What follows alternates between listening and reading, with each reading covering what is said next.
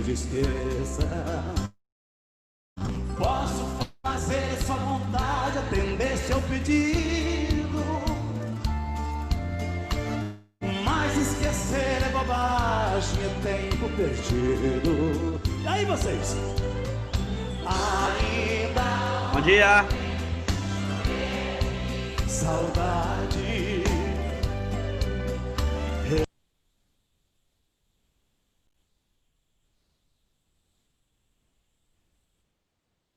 Relendo a carta, sentindo o perfume.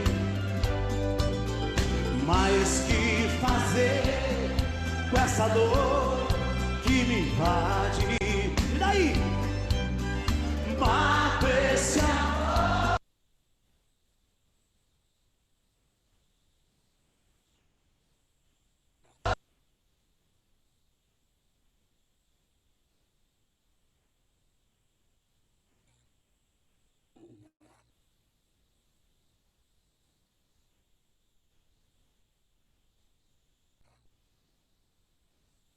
Bom dia. Bom dia. Bom dia. Bom, Bom dia. Bom dia.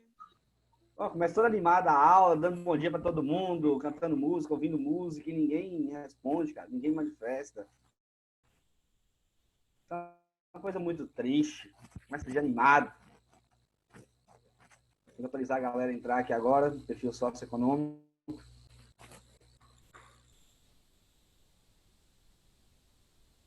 Mas vamos que vamos.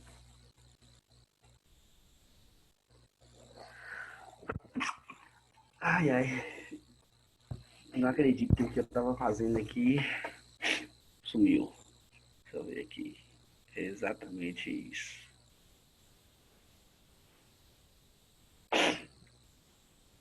É exatamente isso que eu estou vendo.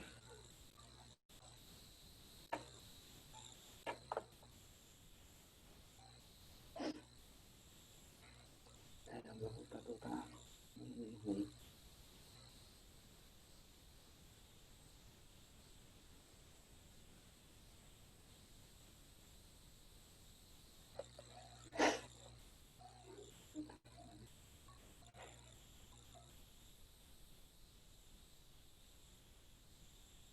Ah, tá aqui sim.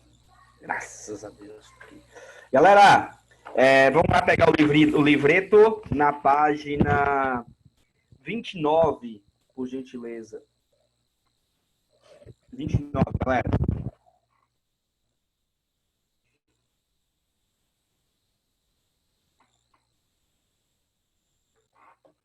Esse meu computador tá muito travado, velho. Tá muito travado.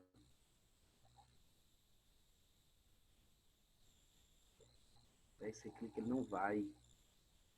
Pessoal, todo mundo me ouvindo aí? Estão me ouvindo bem, pelo menos? Sim. Ah, tá. O meu computador ele tá muito travado. Ele tá travando demais. Eu clico e ele não vai. Ele não vai. Ele não responde. Ele não está me obedecendo. Nem meu computador me obedece mais. Isso não é legal. Isso não é legal. Eu vi todas as janelas. Aqui, correção de atividades, aula, não é aula. Tá vendo? Ele não vai, ele não faz o que eu quero. Tem mais alguém na lista de espera aqui?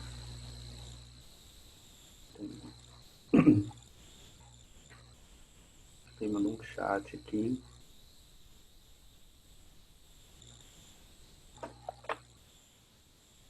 Davi Leite. E aí, tio? E aí, Davi, meu brother? Galera, nós paramos exatamente aqui. O fortalecimento do capitalismo. Fortalecimento do capitalismo, galera. Tá todo mundo aí no esquema aí? Todo mundo. Todo mundo, todo mundo, todo mundo, todo mundo vai, vai. Todo mundo vai, vai. Então, vamos lá. A gente está falando dos Estados Unidos como potência mundial, potência econômica, política, como que os Estados Unidos chegou nesse ponto, né? Eu prometi falar isso lá no início do conteúdo, só que a gente acabou enrolando, falando dos aspectos naturais do continente, dos Estados Unidos, né? O que não é menos importante. Essa formação territorial, fala, Thiago, essa formação territorial que leva os Estados Unidos exatamente a se tornar a potência que ele é hoje. Fato é que, depois do território formado, que vocês já estudaram, a gente está fazendo a linha de tempo aí, galera. Território, depois a gente está falando organização política e administrativo. Ô, Davi, depois eu mando, vocês copiam em casa. Esquenta não, tem muita coisa para copiar. Depois vocês copiam. Então, vamos lá. Nós estudamos Estados Unidos, formação territorial. Depois estudamos a organização política e administrativa dos Estados Unidos, certo? Estados Unidos é organizado numa república federativa, onde que existe um poder central e existem os estados. Nós discutimos na aula passada sobre a autonomia desses estados nos Estados Unidos e percebemos que existe uma autonomia dos estados lá maior do que a autonomia que os nossos estados aqui no Brasil têm em relação ao governo federal. Muito bem. De que a gente vai falar hoje, galera? A gente vai começar a falar desses aspectos econômicos que fazem os Estados Unidos ser a potência que ele é, certo? Então, no início da página 29, tem aí o fortalecimento do capitalismo. Então, o que a gente tem no início aí? A gente tem um processo de industrialização dos Estados Unidos até meados do século XIX, eu estou falando de 1850, os Estados Unidos começam a ser a meca do mundo. A galera começa a ir todo mundo para os Estados Unidos, que era a terra prometida, a terra onde todo mundo ganhava-se muito dinheiro. Tem uma época chamada de Bela Época, talvez vocês vão estudar, que vai aí do finalzinho do século XIX até as 2 primeiras décadas do século XX, que era um tempo de efervescência da sociedade estadunidense, principalmente na região do Manufacturing Belt, a região do Nordeste dos Estados Unidos, onde que havia concentração de indústrias, muitas indústrias concentradas nessa região ali. Por que os Estados Unidos se fortaleceu e quais eram as características dos Estados Unidos nesse período?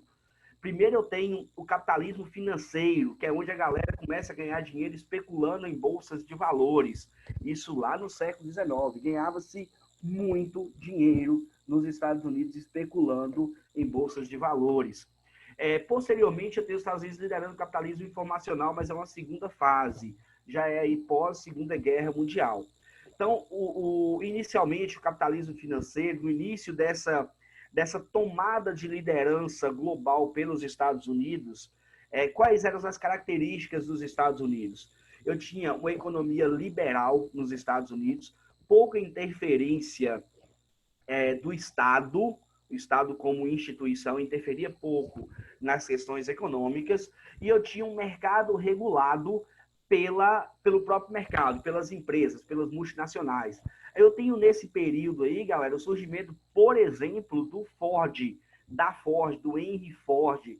Eu tenho o surgimento de várias indústrias estadunidenses que vai propor para o mundo um estilo de vida diferenciado, onde as pessoas trabalham, ganham dinheiro e são felizes, certo? Esse período aí, ele vai pegar final do século XIX até as primeiras décadas do século XX. Eu tenho um intenso crescimento econômico estadunidense, eu tenho produtos exportados sendo exportados para a Europa. Por que eu tenho muitos produtos sendo exportados para a Europa? Porque a Europa, não sei se vocês lembram, se já ouviram falar, de 1914 a 1919, a Europa estava um pouquinho ocupada com a Primeira Grande Guerra Mundial. Então, assim, as indústrias europeias, as que não estavam destruídas e que não estavam paradas, estavam trabalhando a um ritmo muito lento. Não conseguia produzir produtos para abastecer as demandas daquele país, inclusive produtos bélicos. Então, aí onde que os Estados Unidos entra nessa parada, entra no mundo como líder global. Os Estados Unidos já tinham se formado como um espaço de desenvolvimento, já tinha se industrializado, e com o advento da Primeira Guerra, ele praticamente não tinha concorrência. Então, os produtos estadunidenses, que a gente pode chamar de norte-americano no linguajar comum, eles começam a se espalhar para o mundo inteiro. Os Estados Unidos começam a influenciar outras áreas do planeta a usar os seus produtos, né? E exporta o que a galera que sabe falar inglês bonitinho, eu não sei falar inglês bonito, porque meu inglês ele é britânico, meu inglês não é estadunidense, mas eu vou falar American Way of Life, modo de vida americano. O que é esse American Way of Life? Eu sei que em inglês para falar isso. American Way of Life. American Way of Life. O que é isso? Modo de vida americano. O que é modo de vida, galera? Modo de vida é a forma com que você vive. Como que você vive? Como que baseia o seu estilo de vida? Em que está baseado o seu estilo de vida? No caso dessa imposição estadunidense, esse estilo de vida estava baseado, sobretudo, no consumo. As pessoas tinham que consumir para ser felizes. A felicidade baseava-se no consumo de itens de beleza, sapatos, calçados, roupas, carros. Vão surgir alguns eletrodomésticos aí nesse período, e vai criar um novo estilo de vida para o estadunidense, beleza? Só que aí a gente vem um grande baque, vem um grande problema. Pessoal, eu estou meio empolgado, vocês estão entendendo o que eu estou falando? Estou falando muito rápido, eu já caí, não sei. Alguém respira no microfone aí, por favor. Eu acho que eu já caí, cara. Oi! Ei, som, teste. Ei, som, teste. Oi, tio. Oi! Vocês estão vivos? Aê! Isso me deixa muito alegre. Tá dando para entender, galera?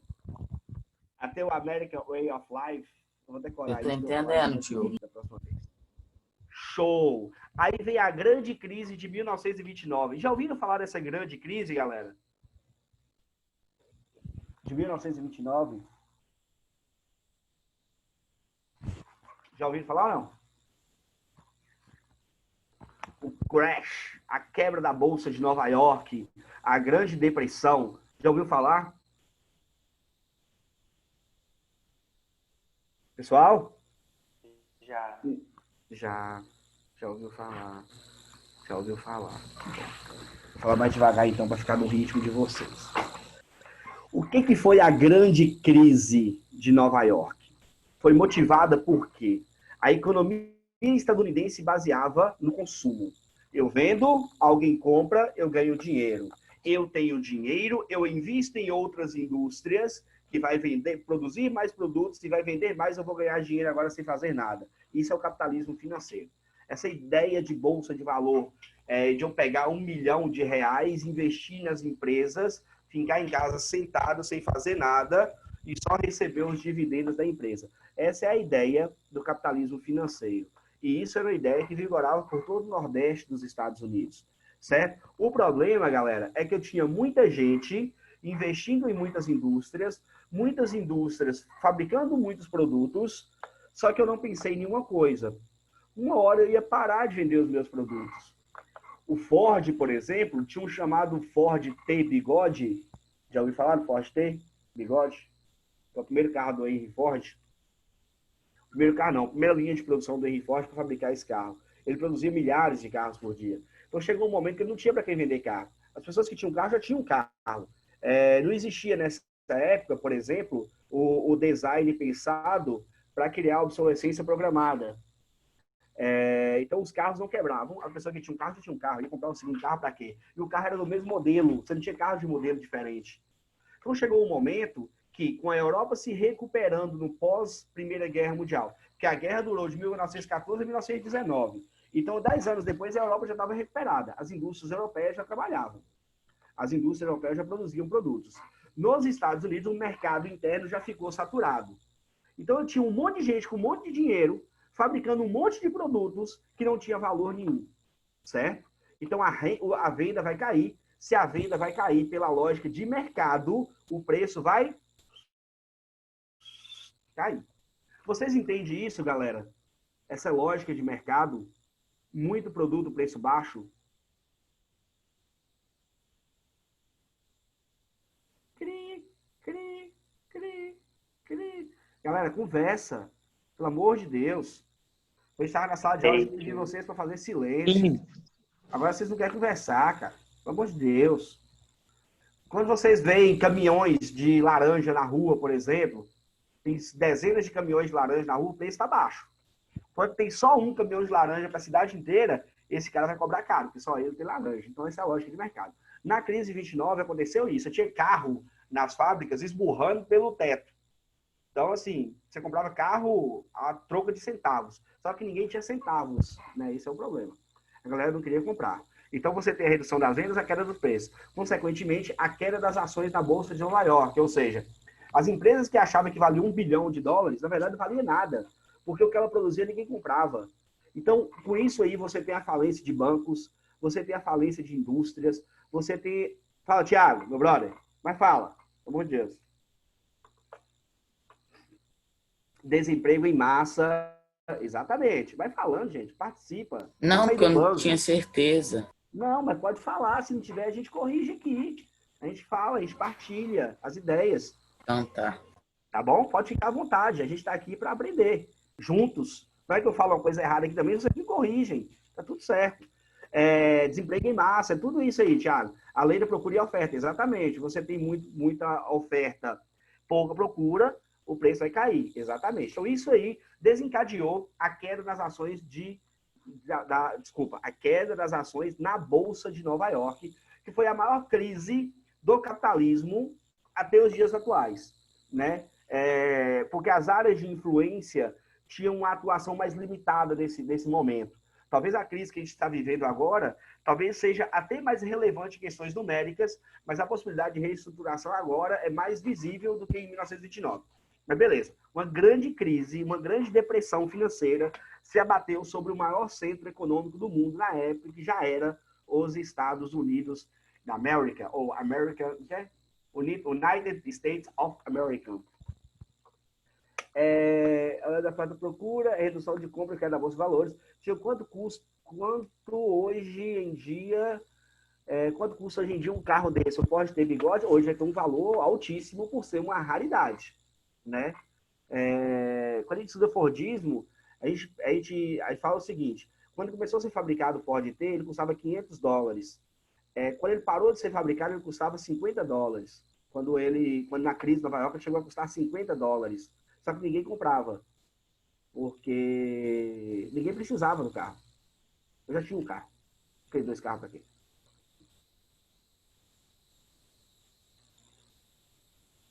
Isso aí. Muito bem. Então vamos lá, galera. A partir da crise de 1929, a gente tem um pós-crise, a gente tem os Estados Unidos saindo dessa depressão, tentando sair dessa depressão.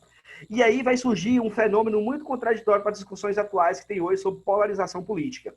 Os Estados Unidos começam a adotar, dentro das suas ideias, mesmo capitalistas, programas econômicos assistencialistas, a palavra é essa, e programas estatais de intervenção direta na economia, certo? Por isso que não é legal, às vezes, vocês tentarem simplificar a discussão de países ricos, capitalistas, países pobres, socialistas, porque tem regimes autoritários e tem políticas capitalistas, políticas assistencialistas. Não quer dizer que os Estados Unidos... Vou mandar, Luísa. Não quer dizer, galera, que um país essencialmente capitalista como os Estados Unidos, eles não adotem medidas que é comum a países socialistas, certo? Não vai fazer dos Estados Unidos um país comunista. Muito longe disso. A Segunda Guerra Mundial é posterior, né, Davi? A gente está falando aqui, esse liberalismo econômico vai ser um pouquinho antes da Segunda Guerra Mundial. Mas vamos entender o que é isso, essa revisão do liberalismo econômico, desculpa. Você tinha até a crise de Nova York, galera, vocês me atrapalham no chat, eu tenho que parar para ler. Sim, vamos lá. Como que eles se recuperaram tão rápido assim? Você tem pós-crise de Nova York, você tinha até a crise de Nova York, uma ideia de liberalismo econômico, uma ideia de capitalismo na essência, onde as empresas regulam o mercado e o Estado intervém pouco. As avenidas nos Estados Unidos, alguém da turma já foi nos Estados Unidos, eu acho, não sei se vocês comentaram, tem ruas em Nova York, avenidas em Nova York que é privatizada.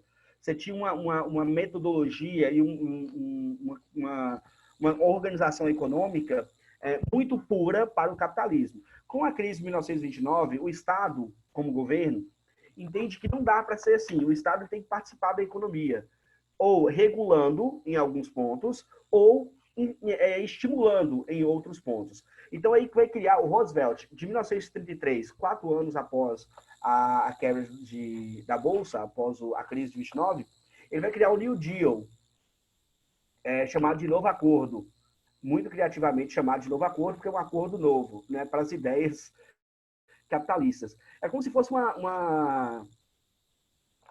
Tio, mas você concorda que os países comunistas são os piores? Tiago, não dá para simplificar a conversa assim. Tem países comunistas autoritários e tem países com adoção de políticas socialistas. Por exemplo, a Finlândia, a Suécia, Portugal. Todos esses países que, ao nosso ver, são capitalistas, eles têm políticas típicas de países comunistas. Só que quando a gente fala país comunista, a gente está falando de país autoritário.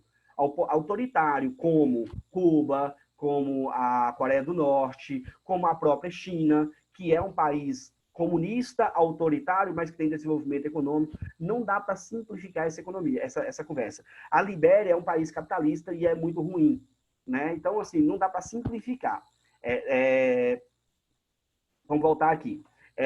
Por que eu entrei nessa conversa? Porque você tem uma adoção de intervenção de Estado a partir do New Deal, que são políticas típicas de países não tão puramente capitalistas como os Estados Unidos seria, mas os Estados Unidos vão adotar essa política como uma necessidade de ativar o motor da sua economia e vai dar certo.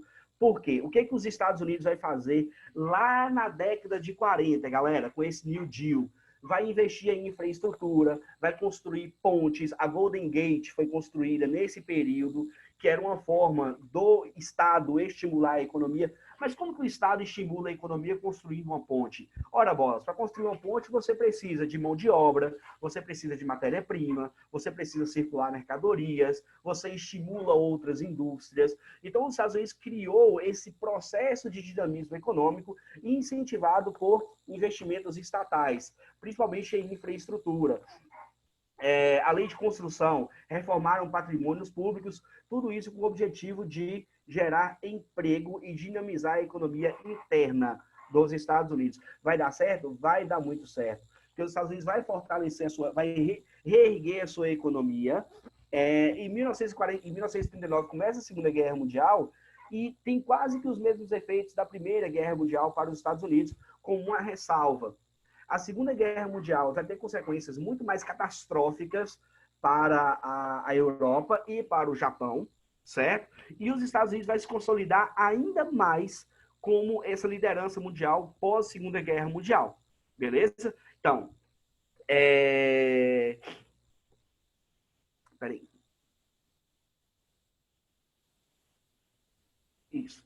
Os Estados Unidos se consolidar ainda mais como esse líder econômico global. Eu esqueci de falar da crise do café, agora que eu li aqui, que eu esqueci de falar. Na quebra da Bolsa de Nova York, na minha fala de 5 minutos atrás, vai afetar o mundo inteiro, inclusive o Brasil, né, com a crise do café de 1930. Perdão, ficou um pouquinho fora de tempo aqui.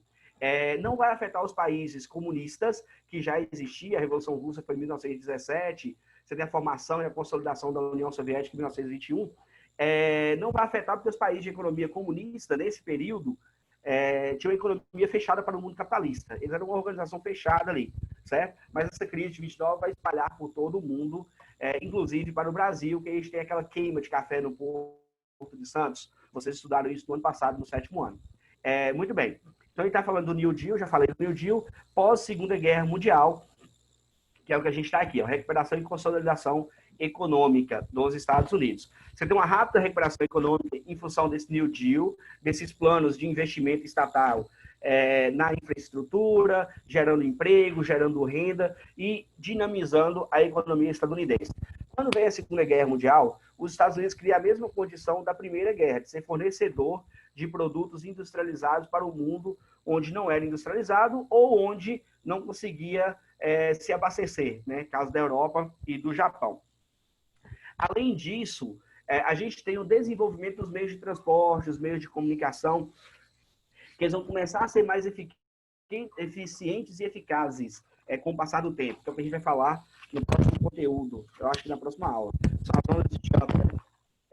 Então, você vai ter os Estados Unidos conseguindo dinamizar ainda mais e conseguindo hegemonizar ainda mais o mundo no pós-Segunda Guerra Mundial. Aí vai criar o Plano Marshall. Quem foi que falou do Plano Marshall aqui para mim? Alguém falou aqui. Deixa eu ver aqui. Davi Leite. Criaram o Plano Marshall. Davi, o que é o Plano Marshall? Explica para nós aí.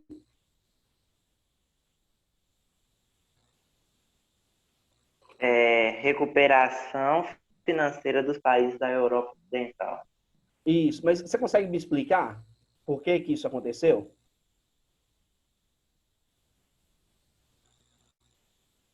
Por causa da guerra, da Segunda Guerra Mundial? Isso. Agora, eu vou fazer uma perguntinha mais de um tom mais crítico, assim, de uma análise crítica.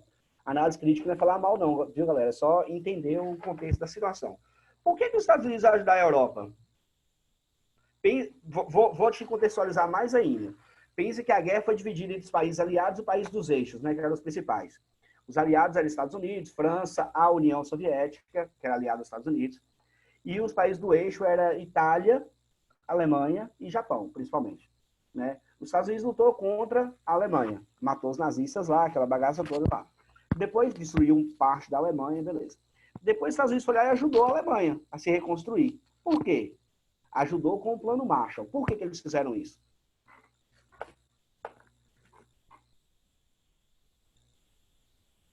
Alguém, galera?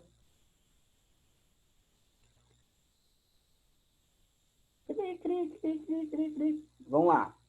Tio, era para remover barreiras comerciais? Entre quem? Estados Unidos e Europa ou não? Vamos lá. Evitar o avanço do socialismo? Perfeito. Como? Eu acho. Aí, não sei não, tio. Vamos lá. Pós-Segunda Guerra Mundial, você tem um mundo bipolarizado, bem definido. Estados Unidos e União. Eu adoro isso. Vocês não responderam, mas eu estou lendo o pensamento. União Soviética. União Soviética. Isso. Capitalista e socialista. Isolado, socialista. E o capitalista aqui que vivia da economia de mercado. Economia de mercado, galera, é um mundo capitalista. Eu preciso de quê para eu fazer minha economia se desenvolver? Eu preciso vender produtos. Se os meus clientes em potencial estavam com problemas, destruídos, pós Segunda Guerra Mundial, o que eu vou fazer? Eu vou ajudar eles a se recuperarem para eles serem meus aliados comerciais. Assim eu fortaleço o meu sistema capitalista e, mais ainda, eu me torno de vez o líder econômico global. Por quê? Porque eu não vou ajudar dando dinheiro, eu vou ajudar emprestando dinheiro. Então depois essa galera vai me dever dinheiro, vai me dever obrigações diplomáticas, eu vou ter uma série de condições políticas e econômicas favoráveis para eu me pôr como uma potência hegemônica global. E a gente está falando de acordos econômicos que, se fosse necessário, viraria um acordo militar no futuro. Lembrando que a gente está vivendo um período de início de tensão entre Estados Unidos e União Soviética, que era a Guerra Fria. Beleza? Então, com o Plano Marshall, com a ideia de desenvolver as economias europeias, os Estados Unidos ele vai conseguir ele vai se consolidando cada vez mais como líder econômico global, certo? Quando eu tenho o intenso crescimento industrial na Europa, no Japão e nos países emergentes, eu tenho a consolidação das ideias capitalistas no mundo. As ideias capitalistas do mundo, elas vão viver do desenvolvimento econômico, né? E é justamente o maior contraponto que a gente tem entre o capitalismo e o socialismo, é justamente o nível de desenvolvimento. Por exemplo, o Thiago me perguntou aqui, ó, Thiago, vou usar a sua pergunta aqui sem nenhum tipo de... Não precisa fazer nada muito elaborado. Thiago colocou bem assim, tio, os países socialistas, eles são mais ruins. De alguma ponta que ele colocou, não consegui achar, não. Por quê? Obviamente, porque existe essa distinção.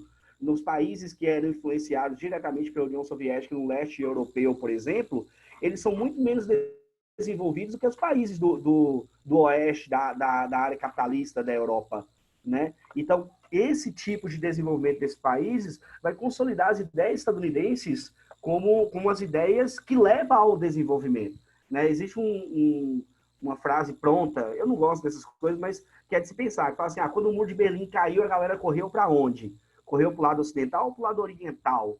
A galera tendeu a ir para o lado ocidental. O que foi, Thiago? Eu errei?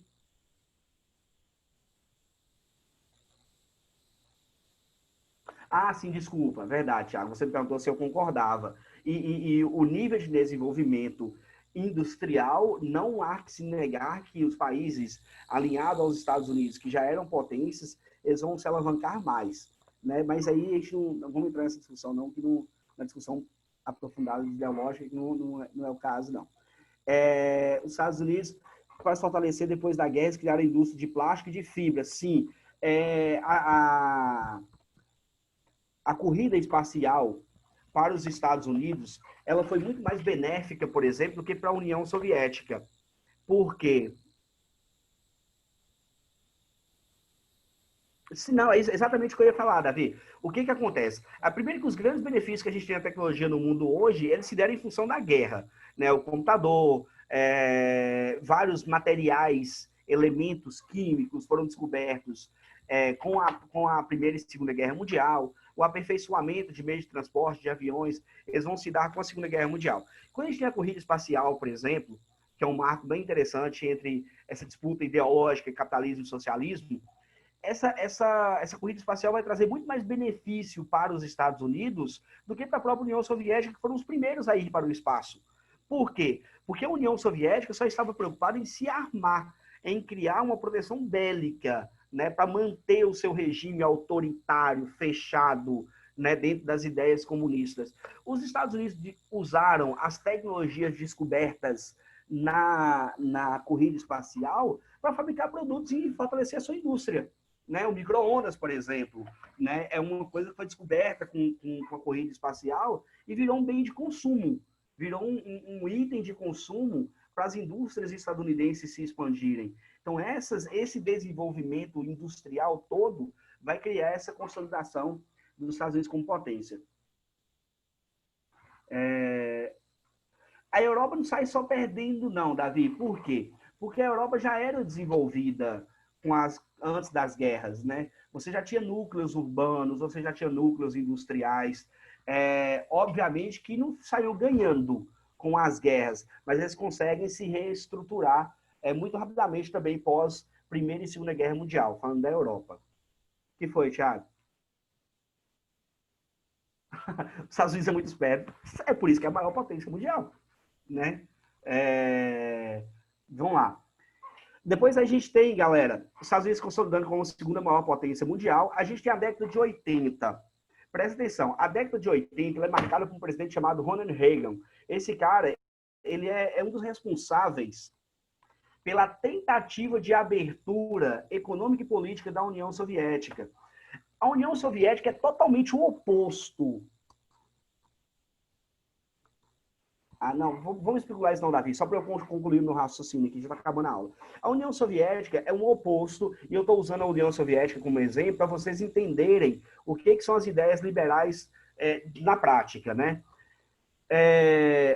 A União Soviética era oposta aos Estados Unidos no pensamento econômico. Tudo na União Soviética era do Estado. Todas as empresas, praticamente, eram do Estado.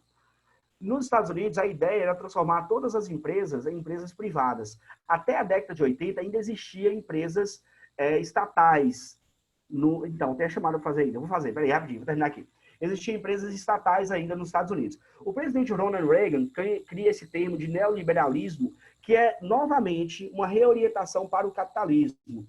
O que é isso? É eu desfazer das empresas estatais e transformar essas empresas em empresas privadas, né? Por quê? Porque as empresas privadas, com capital privado, elas podem ser mais eficientes, elas podem gastar menos para produzir e elas podem ter menos problemas com corrupção, por exemplo. Um exemplo. Então, essa ideia de neoliberalismo, ela vai ser difundida pelos Estados Unidos e vai atingir grande parte dos países do mundo, inclusive o Brasil, na década de 90. Aí é que a gente tem a privatização, por exemplo, da Vale do Rio Doce, a privatização da Telebrás, a privatização da rede ferroviária federal. A gente tem a privatização de várias empresas que era do governo brasileiro e vai ser privatizada com essas ideias do neoliberalismo econômico, que é uma tentativa de dar ao mercado uma autonomia mais ampla, né? Não chegar ao mesmo ponto que tínhamos antes da crise de 29, porque o Estado, mesmo os Estados Unidos, por exemplo, eles intervêm na economia. Quando se vocês pegarem as questões econômicas sobre o coronavírus, por exemplo, vocês vão ver que o Estado americano está investindo em bancos, emprestando dinheiro para bancos, emprestando dinheiro para as pessoas. E isso é uma forma do governo intervir na economia, certo? A gente não tem mais aquela economia pura que tínhamos, economia de mercado pura que tínhamos antes da crise de 1929. Mas aí a gente tem uma característica distinta. Até 1929, um capitalismo puro que levou à quebra da Bolsa de Nova York. Após 1933, peraí, Tiago, rapidinho, eu tenho até a década de 80 uma intervenção maior do Estado, mesmo nos países... O que é OVA? Onde está a OVA aí? No que você escreveu ali, ó, com receio de uma nova crise global. Nova, perdão, é nova. Desculpa. Então, é justamente o que você estava falando. Você tem até a década de 80 uma intervenção maior do Estado. Na década de 80, você tem de novo um pensamento de liberalismo econômico, com Ronald Reagan, com neoliberalismo. Neo é novo, né? Novo liberalismo. Só que esse novo liberalismo, ele tem um cuidado, né? O Estado, ele tem um cuidado com esse liberalismo, ele não deixa mais as coisas ser tão soltas quanto era antes da crise de 29, beleza? Então, quais são as interferências maiores nesse novo liberalismo pós-1980? Atuando na economia com receio de nova crise, é o caso dos bancos, o caso de regular os bancos, por exemplo, os estados fazem isso, os Estados Unidos fazem isso, o Brasil faz isso, a Europa faz isso. Eles mantêm a lei da procura e a oferta e vai privatizar empresas e serviços, dando mais abertura para o mercado privado, né? Tirando um pouquinho o Estado tirando um pouquinho o Estado de alguns tipos de serviços públicos. No Brasil isso é perceptível, essa influência neoliberalista. Por exemplo, o lixo, quem pega nas nossas casas não é a prefeitura mais. O serviço de energia já não é o Estado mais. O serviço de água, no caso de Linhares, é uma autarquia. Em outras cidades, são empresas privadas, certo? Então, a gente tem umas ideias neoliberalistas influenciadas pelos Estados Unidos a partir da década de 80. Galera, fazer a chamada rapidinho, senão vocês me matam. Eu vou mandar esse resumozinho para vocês, copiem no caderno, tá? Para organizar o caderninho de vocês.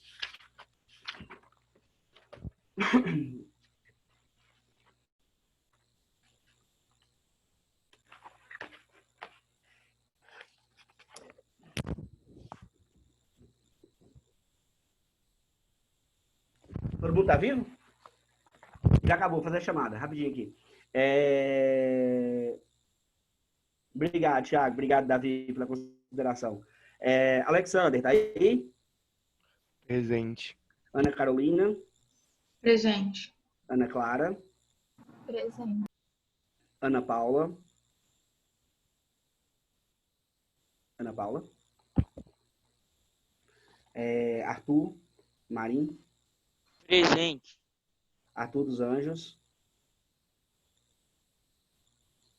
Breno. Presente. Davi. Bóbio. Presente. Davi Leite. Presente. Tá aí. Escandian. Diego. Presente. Ellen. Aqui. Gabriela. Aqui. Pessoal, quem respondeu a chamada e quiser sair para tomar água, pode ficar à vontade, tá? Até sexta-feira na sala. Até sexta-feira. Iago. Até sexta-feira, tio. Valeu, até sexta. Iago Mendes. Ian. Presente. Isabela Giliato. Presente. Isadora Durão. Presente. Isadora Prado. Presente. Júlia Brezeski.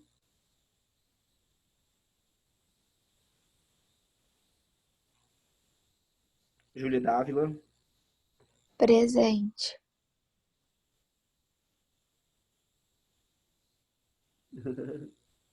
Peraí, Arthur. Parei de Júlia Dávila presente, né? Lara.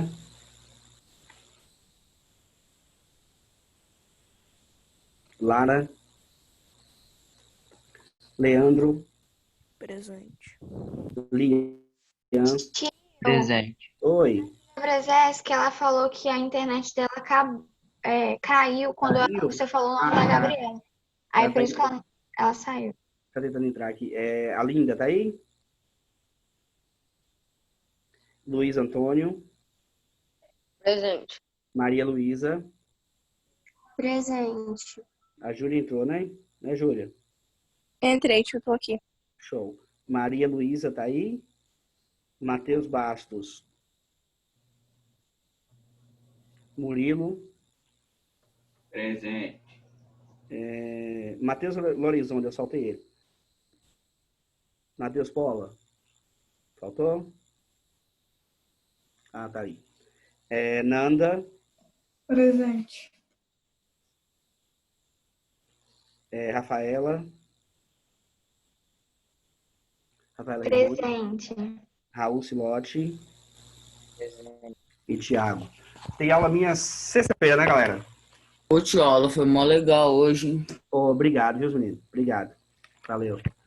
Só vou mandar logo pra vocês copiarem, tá? Pra não falar que foi bom de tudo, não tem que copiar isso aí. Valeu, galerinha. Então agora vai ficar chato, hein? Sabia. Valeu. Tá, Arthur, coloquei pra sexta-feira, meu querido. Até sexta-feira, galera. Valeu. Beijo, beijo. Tchau, tchau. Falou, tio, valeu.